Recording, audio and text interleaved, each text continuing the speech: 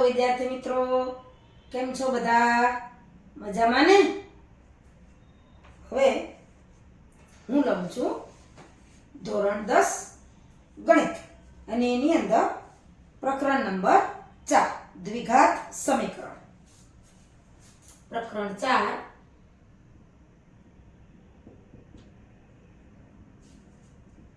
દ્વિઘાત સમીકરણ. જે સમીકરણમાં જે ચલ છે એની બે ઘાત હોય એને દ્વિઘાત સમીકરણ કહેવામાં આવે છે. એમાં આપણે પહોંચ્યા છીએ સ્વાધ્યાય 4.3. સ્વાધ્યાય 4.3 જુઓ. એમાં સ્વાધ્યાય 4.3 માં પાના નંબર 41 ઉપર આપણે બીજો દાખલો પહોંચ્યા છીએ. જુઓ બધા તમારું પાઠ્યપુસ્તક ખોલો તો એની અંદર તમારા પાઠ્યપુસ્તકમાં પાના નંબર 41 ઉપર સ્વાધ્યાય 4.3 નો બીજો દાખલો આવ્યો છે. દાખલા નંબર 2. એમાં જોતા જાઓ, નીચેના દ્વિઘાત સમીકરણના બીજ સમાન હોય તો k નું મૂલ્ય શોધો. આપણને બીજ સમાન હોય તો કેટલા મૂલ્ય શું મળે?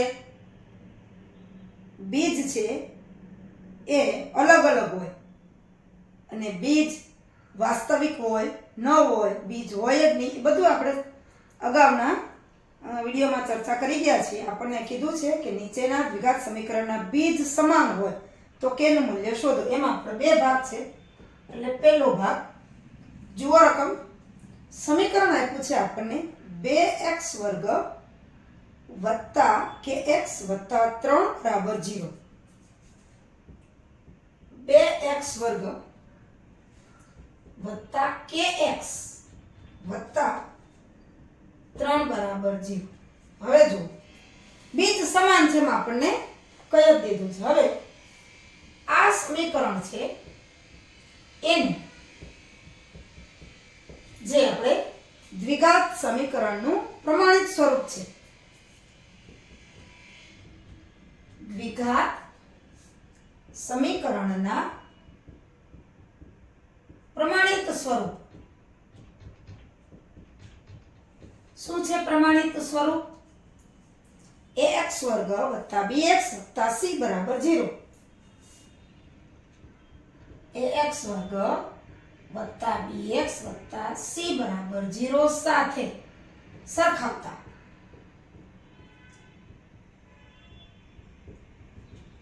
આ જે સમીકરણ છે એને આપણું પ્રમાણિત સ્વરૂપ છે. ax વર્ગ વત્તા bx વત્તા c બરાબર 0 સાથે સરખાવીએ તો x વર્ગનો સહગુણક a છે, અહીંયા x વર્ગનો સહગુણક 2 છે, એટલે a બરાબર 2. હવે x નો સહગુણક b છે, અહીંયા x નો સહગુણક k છે, એટલે કે b બરાબર k.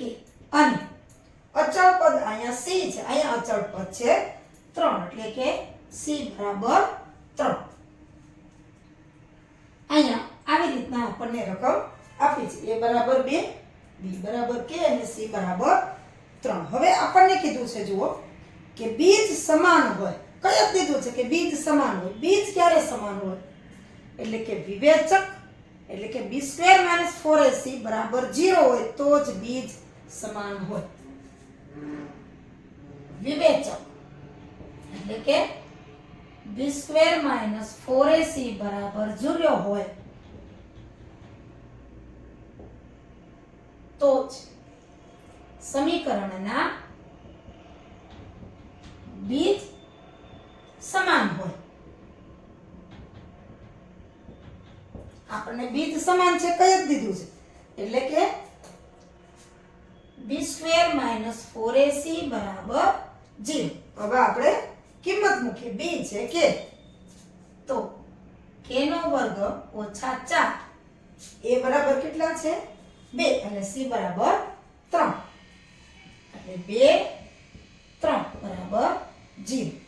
એટલે કે વર્ગ 4 દુ 8 8 તેરી 24 બરાબર 0 એટલે કે કે વર્ગ બરાબર 24 બરાબરની સામેની બાજુ જશે એટલે માઈનસ છે તો પ્લસ થઈ જશે એટલે કે 24 કે વર્ગ બરાબર 24 તો કે બરાબર શું આવશે તો કે વત્તા ઓછા વર્ગમૂળમાં 24 વત્તા પણ થાય અને ઓછા પણ થાય હવે કે જે છે એ વત્તા ઓછા 24 છે એનું વર્ગમૂળ 24 નું વર્ગમૂળ ન નીકળે પણ આપણે જેટલું વર્ગમૂળ નીકળે એટલે અવયવ પાડી દઈએ તો કે બરાબર વત્તા ઓછા 24 ની જગ્યાએ હું લખું છું 4 ગુણ્યા 6